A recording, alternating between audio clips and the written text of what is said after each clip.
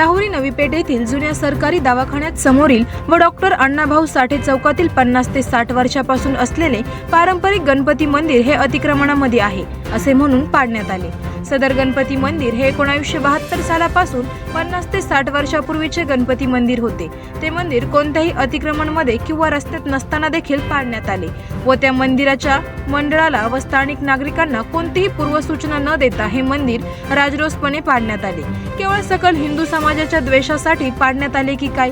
सदर मंदिरामध्ये गणपतीची मूर्ती छत्रपती शिवाजी महाराज आणि डॉक्टर बाबासाहेब आंबेडकर व लोकशाहीर अण्णाभाऊ साठे यांच्या लहान लहान स्वरूपातील मूर्त्या आणि प्रतिमा होत्या। सदर न्यू स्टार मित्रमंडळ व तेथील स्थानिक नागरिक हे जे दरवर्षी गणेशोत्सव, नवरात्री तसेच छत्रपती शिवाजी महाराज जयंती, डॉक्टर बाबासाहेब आंबेडकर जयंती तसेच अनेक महापुरुषांच्या जयंती तसेच पुण्यतिथी साजरी करत होती। या सर्व गोष्टी प्रशासनाला पूर्वीपासून माहिती असून तरी देखील न्यू स्टार मित्रमंडळाला व तेथील स्थानिक नागरिकांना कुठलीही पूर्वसूचना न देता तिथे असणारे पारंपरिक मंदिर पाडण्यात आले।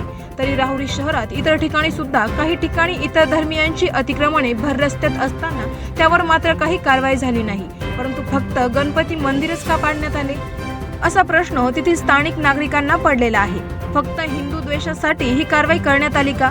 झालेल्या घटनेमुळे हिंदू समाजाच्या धार्मिक भावना खूप दुखावल्या गेल्या आहे।